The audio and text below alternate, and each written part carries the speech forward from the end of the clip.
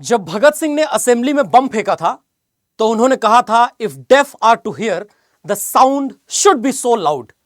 मतलब यदि बहरों को आवाज सुनानी है तो धमाका बहुत जोरदार होना चाहिए। आज मैं जिस व्यक्ति की बातें आपको बताने जा रहा हूं, आप उस व्यक्ति को जानते हैं। आज पूरे राष्ट्र में एक सेंसेशन के तौर पर उनके हेल्थ को लेकर के हर व्यक्ति चिंतित है। वो एक सामान्य व्यक्ति नहीं है, वो एक शिक्षाविद है, वो एक पर्यावरण का बहुत अच्छा ज्ञाता है और वो व्यक्ति है जिसने भारतीय सेना को बहुत शानदार और जानदार तकनीक से लद्दाख में गर्म रहने और ठंड से बचने के उपाय दिए हैं। वो व्यक्ति है जिसके ऊपर मूवी बनी है और उस मूवी में एक कैरेक्टर प्ले किया गया है जिसका नाम था फुनसुक वांगडू। लोग बहुत सारी बातें करते हैं लेकिन हाई कोर्ट कहता है कि इस व्यक्ति के पास बहुत कम समय बचा है जीवित रहने के लिए। मैं बात कर रहा हूं सोनम वांगचुक की। सोनम वांगचुक जो हमारे देश की धरोहर है, सोनम वांगचुक जो नेशनल हेरिटेज कहा जाए तो कम नहीं है। ऐसे व्यक्ति को आज भारत देश के लिए, हम सभी लोगों के लिए भूख हड़ताल करनी पड़ रही है, जहां पे हम और आप ही नहीं, यहां तक कि कोर्ट भी उसे चिंता का विषय बता रहे हैं, क्योंकि वो व्यक्ति हमारे देश के लिए ऐसा महत्व रखता है जो शायद कोई और व्यक्ति नहीं रखता। दोस्तों, भारत के इतिहास में बहुत विरले लोग ऐसे हुए हैं जिनका कद डॉक्टर विक्रम साराभाई जैसा हुआ हो, डॉक्टर होमी जहांगीर भाभा जैसा हुआ हो, या फिर वो सरदार भगत सिंह और डॉक्टर होमी जहांगीर भाभा के संयुक्त श्रेणी में आते हों। डॉक्टर एपीजे अब्दुल कलाम साहब जैसे लोग जो हजारों लाखों नहीं करोड़ों भारतीयों की प्रेरणा है, वैसा ही कुछ सोनम वांगचुक भी हैं जिनके बारे में मैं और आप नहीं, पूरा भारत बातें करता है। अगर आज सोनम वांगचुक जी को कुछ होता है तो क्या उसके लिए जिम्मेदारी भारत की सरकार उठाएगी?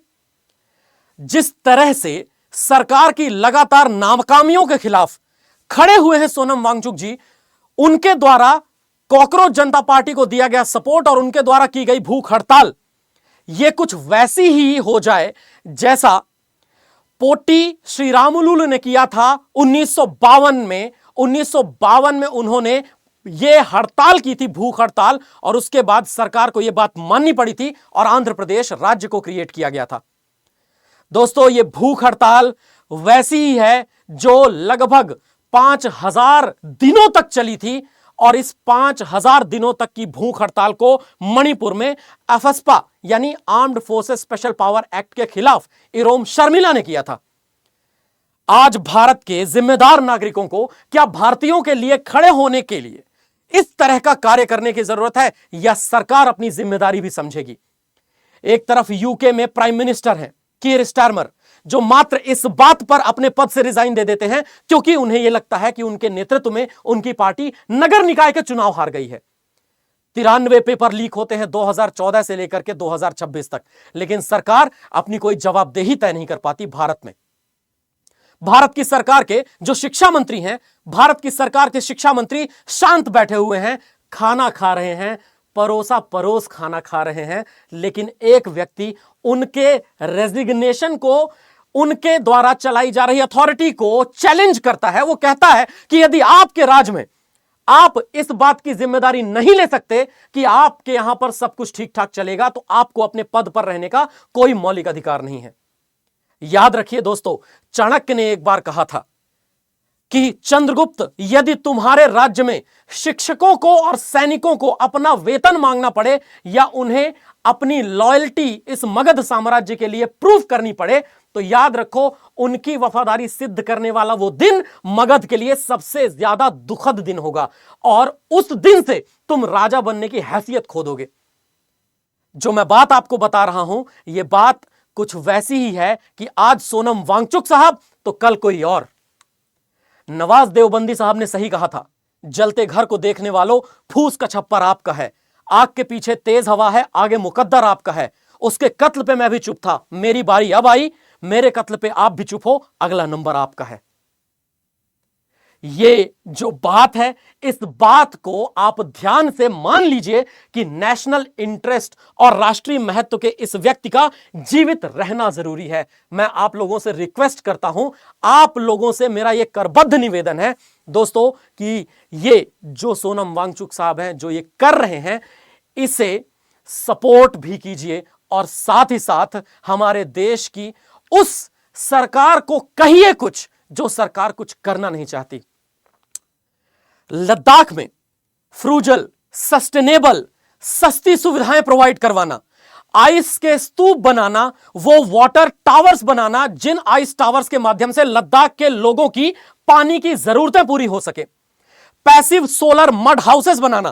पैसिव सोलर मड हाउसेस का इस्तेमाल होता है दोस्तों वहां के मिट्टी, भूसे और स्थानीय सामग्री से बने हुए वो हाउसेस जो बाहर -15 डिग्री सेल्सियस होने के बावजूद अंदर की तरफ +15 डिग्री सेल्सियस का तापमान बनाए रखते हैं। सोलर हीटेड मिलिट्री टेंट बनाना। सोलर हीटेड मिलिट्री टेंट हमारे और आपके जो भाई बहन या हमारे आपके पिता या चाचा जो उस फौज में सर्व कर रहे हैं, जो हमारे देश की आन बान और शान है, उसके लिए सोनम वांगचुक ने काम किया है और सोलर हीटेड मिलिट्री टेंट्स बनाए हैं।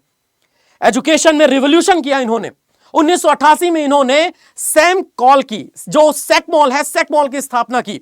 फेल हो चुके जो इंजीनियरिंग, सोलर एनर्जी और बहुत सारे अलग अलग कौशल है, बहुत सारे अलग अलग स्किल्स हैं, वो स्किल्स सिखाए गए हैं। आज उस व्यक्ति को यह भूख हड़ताल करके जान देनी पड़ रही है। मात्र 48 घंटे का समय शेष है उस व्यक्ति के पास। यह वो व्यक्ति है जो हमारे लिए कितना महत्व रखता है, इसके बारे में अगर मैं बार बार बताना चाहूं तो भी आप सोचिए। Himalayan institute of alternate learning जो HIAL है, उसके अलावा जो रिन्यूएबल एनर्जी पर 100% चलने वाले कैंपसेस हैं, वो सब लद्दाख में बनाए इन्होंने। और ये वो व्यक्ति हैं जिन्होंने आज तक जितने भी आविष्कार किए, उन आविष्कारों के किसी के पेटेंट नहीं लिए, क्योंकि इनका यह मानना है कि टेक्नोलॉजी भले ही मैं आविष्कार करूं, लेकिन वो टेक्नोलॉजी देश की है। एक ऐसा देशभक्त व्यक्ति, याद रखिए दोस्तों, patriotism is always about loving the country, not the government. हमेशा एक बात ये याद रखिए, a patriot must be ready to defend his country against its government. एक देशभक्त को उसकी सरकार के खिलाफ जाकर के भी अपने देश को सुरक्षित रखने के लिए तैयार रहना चाहिए, क्योंकि देशभक्ति का मतलब देश से प्यार है, सरकार से नहीं। यह व्यक्ति देशभक्त है। यह व्यक्ति वो है जो हमारे और आपके दिलों में बसता है, इसलिए नहीं कि यह भारत का नागरिक है, इसलिए क्योंकि इसने जो किया है वो हम और आप क्या, हमारा पूरा समाज मिलकर के नहीं कर सकता। इन्होंने 2024 में 21 दिनों की भूख हड़ताल की, 2025 में इन्होंने भूख हड़ताल की, और जब ये वापस आ रहे थे, इन्होंने लद्दाख से लेकर के दिल्ली तक का पैदल मार्च भी करना चाहा, तो बीच में सरकार इन्हें पकड़ करके राजस्थान के एक जेल में डाल देती है। जब ये जेल से छूट करके आते हैं तो उसके बाद ये आंदोलन करते हैं, और आंदोलन में न केवल कि इनकी मांग है धर्मेंद्र प्रधान को इस्तीफा देना चाहिए, भारत के शिक्षा मंत्री का इस्तीफा ही नहीं मांग रहे, इनको यह भी डिमांड है कि लद्दाख को शेड्यूल 6 में डाला जाना चाहिए। क्योंकि लद्दाख जब 2019 में बना, उसमें 2 जिले थे, बाद में उसमें 5 जिले किए गए, 7 जिले किए गए, और अब 7 जिलों में जिस लेवल का डेवलपमेंट सरकार करना चाहती है, उस लेवल के डेवलपमेंट से लद्दाख के इकोसिस्टम को नुकसान पहुंचेगा, लद्दाख का पारिस्थितिकी तंत्र खराब हो जाएगा। और अगर लद्दाख का पारिस्थितिकी तंत्र खराब होता है तो इससे बचाने का एक ही तरीका है कि उसे शेड्यूल 6 में डाला जाए। शेड्यूल 6 उन ट्राइबल एरियाज को प्रशासित करने का नियम बताता है हमारे संविधान के अंदर, जिन जनजातीय क्षेत्रों में बहुत अच्छे से सरकार वहां के पर्यावरण को संरक्षित करके काम करती है। दोस्तों, आज हम जिसकी बात कर रहे हैं वो व्यक्ति सामान्य नहीं है। इस व्यक्ति के बारे में यदि मैं इतिहास बताने लग जाऊं तो आपको यह पता चलेगा कि 2018 में रेमन मैग्सेसे कितनी बार मिला है। यहां तक कि मैंने जो सुना वो ये कि इनके पिताजी ने भी इंदिरा गांधी जी जब प्रधानमंत्री हुआ करती थी उस समय पर आंदोलन किए थे। यानी कि ये वो व्यक्ति है जो व्यक्ति सच्चा देशभक्त है। ये वो व्यक्ति है जिसके ऊपर मूवी बनती है तो मिलियन नहीं बिलियन लोगों को प्रभावित करती है। दोस्तों, आज मैं बात करूंगा सोनम वांगचुक साहब की। भावुक हो गया हूं, इसलिए ये प्रस्तावना या इंट्रोडक्शन ज्यादा बड़ा हो गया है, क्योंकि मैं क्या बताऊं और क्या छोड़ूं मुझे समझ नहीं आ रहा। लेकिन दोस्तों, भावुक तो हूं मैं अंदर से। ये वो व्यक्ति है आपकी स्क्रीन के सामने जिसके बारे में लगातार कहती रही है जनता पार्टी भी, कॉकरोच जनता पार्टी भी और सोनम वांगचुक भी कि इन्हें इस्तीफा देना चाहिए। दोस्तों, ये जो एनटीए नेशनल टेस्टिंग एजेंसी है, आखिर इसने कब जिम्मेदारी ली? नीट का पेपर लीक होता है वो तो ठीक है, नेट तक का पेपर लीक हो गया है। मानने को तैयार नहीं कि नेट का पेपर लीक हो गया है। यूजीसी नेट के पेपर लीक हो जाने के जितने भी खबरें हैं, जितने भी उनके अलग अलग सर्कुलेशंस हैं, वो सर्कुलेशंस पहुंचे हुए हैं लोगों के मोबाइल पे। आखिर वो जवाबदेही कब होगी? हम लद्दाख में डेमोक्रेसी चाहते हैं, हम 6th शेड्यूल की डिमांड करते हैं ताकि एनवायरमेंट को प्रोटेक्ट किया जा सके। आखिर 6ठा शेड्यूल दे जाने में क्या जाता है सरकार का? दोस्तों, आज जिस हालत में ये हैं, डे 23 जो इनकी हेल्थ है, वो हेल्थ बहुत ज्यादा खराब हो चुकी है। और ये जो बहुत ज्यादा खराब हेल्थ है दोस्तों, ये हमारे और आपके लिए बहुत ज्यादा चिंता का विषय है। इनके लिखी हुई एक पंक्ति है, जिस पंक्ति को आप देखें, when the voice of the truth is ignored, our silence becomes their approval.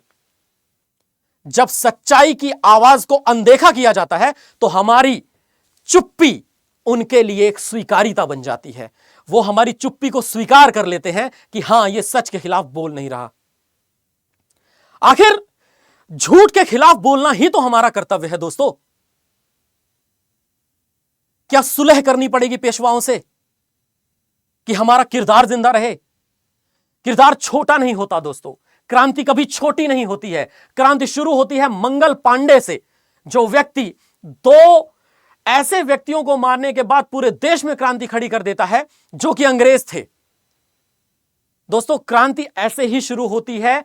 क्रांति शुरू होती है भगत सिंह से, क्रांति शुरू होती है पंडित चंद्रशेखर आजाद से, शहीद आजम भगत सिंह, जिन्होंने कहा था मेरे जज्बातों से वाकिफ है, कुछ इस कदर कलम मेरी, मैं इश्क भी लिखना चाहूं तो इंकलाब लिख जाता हूं। यह इंकलाब है, और इस इंकलाब में हमें और आपको आज शायद यह सोचने की जरूरत है कि हम किसके साथ खड़े हुए हैं। दोस्तों, आइस स्तूप बना देना, आर्टिफिशियल ग्लेशियर बना देना, जिससे कि लद्दाख के लोगों को गर्मियों में भी पानी मिल सके, सारा का सारा पानी नदियों से बह न जाए। दोस्तों, ये ऐसे टेंट तैयार करना जो सोलर पावर्ड हीटेड टेंट है, -15, -18 डिग्री सेल्सियस टेंपरेचर बाहर द्रास में है, और अंदर की तरफ हमारे जो फौजी हैं वो विश्राम कर सकते हैं बाकायदे +15, +18 डिग्री सेल्सियस में। देखिए दोस्तों, ये जो सोलर बिल्डिंग इन्होंने लद्दाख में बनाई थी, ये सोलर बिल्डिंग्स लद्दाख के अंदर कितना बड़ा इनोवेशन था। इतने इनोवेटिव इंसान को, इतने शानदार इंसान को हम मरने देंगे? ऐसा हम कभी होने नहीं देंगे।